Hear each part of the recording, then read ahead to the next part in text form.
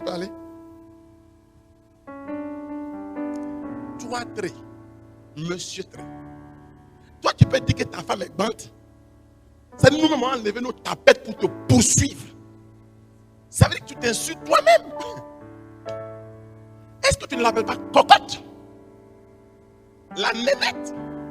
Tous les beaux qualificatifs par lesquels tu l'appelles. C'est parce qu'entre toutes, tu la reconnais. Tu l'as distinguée. Tu trouves que c'est le prototype. En fait, c'est le modèle. Bon Dieu dit que l'église, c'est sa fiancée. Est-ce qu'il y a quelqu'un qui peut choisir quelque chose de meilleur que le Dieu lui-même? Comme le Christ a aimé l'église. Ce que le Christ aime. Toi, tu dis que tu aimes le Christ, mais tu n'aimes pas ce que le Christ aime. Vous trouvez ça normal? Que quelqu'un puisse aimer le Christ sans ce que le Christ aime? Dans quel monde on est? Et ce sont des prédicateurs qui prêchent des choses comme ça. Impossible. J'aime le Christ. Alors j'épouse la pensée du Christ. Si je vis, ce n'est plus moi, c'est Christ qui vit en moi. Donc je ne peux plus aimer que ce que aime le Christ. C'est pas logique. Bon, excusez-moi, je me suis un peu perdu dans mes déclarations d'amour. En fait, je voulais vous parler à vous. Donc, revenons maintenant à vous. Excusez-moi pour ce voyage amoureux. En fait, ce que je veux vous dire, c'est que le Christ a donné à son Église ce dont nous avons besoin ce soir pour sortir des difficultés que nous vivons. Il a donné pouvoir et autorité. Alors, il nous faut ce soir, après la communion, au moment où nous allons prier les uns pour les autres, vous réappropriez vos prérogatives. Parce que vous êtes qui? Vous êtes les pierres par lesquelles le Christ bâtit l'église. Vous êtes un morceau de l'église. Donc en vous, il y a quoi? Pouvoir et autorité. Tout à l'heure, il va falloir t'appuyer sur ce que le Seigneur t'a donné. Pour lui dire, Seigneur, puisque tu m'as donné pouvoir et autorité pour chasser le démon, c'est-à-dire le mal, pour repousser les infirmités, c'est-à-dire tout ce qui est réducteur de mon épanouissement, tout ce qui est blocage dans ma vie. Seigneur, que cette puissance et ce pouvoir soient mis en œuvre maintenant. Par la grâce que tu m'as faite, je prends donc autorité sur le mal, quel que soit son nom, sur les limitations, quel que soit leur nom. Je les repousse maintenant. Sur la base, la foi de mon baptême, je commande que ces choses s'éloignent de moi et que j'entre dans tes prérogatives, dans tes faveurs divines. Je suis un homme de la pièce où se répand la bonne odeur de Christ. Je suis un fils de la maison. Je ne suis pas un étranger à ta présence. Seigneur, bénis ma vie, restaure ma vie. Remets-moi debout. Aide-moi à avancer.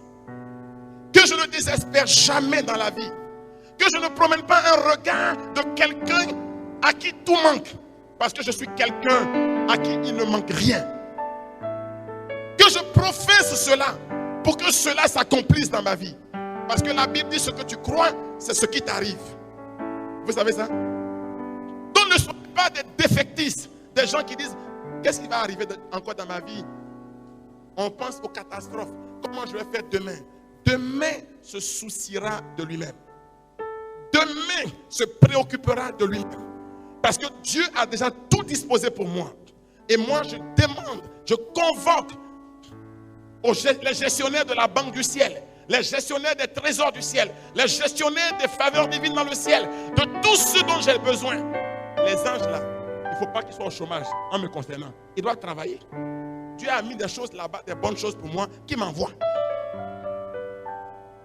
Vous comprenez ça? Seigneur, j'ai confiance en toi. Voilà la prière qui sied à un enfant de Dieu.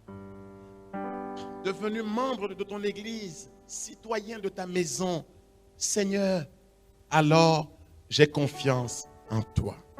Et la seule prière qui vaille la peine pour le chrétien, c'est merci.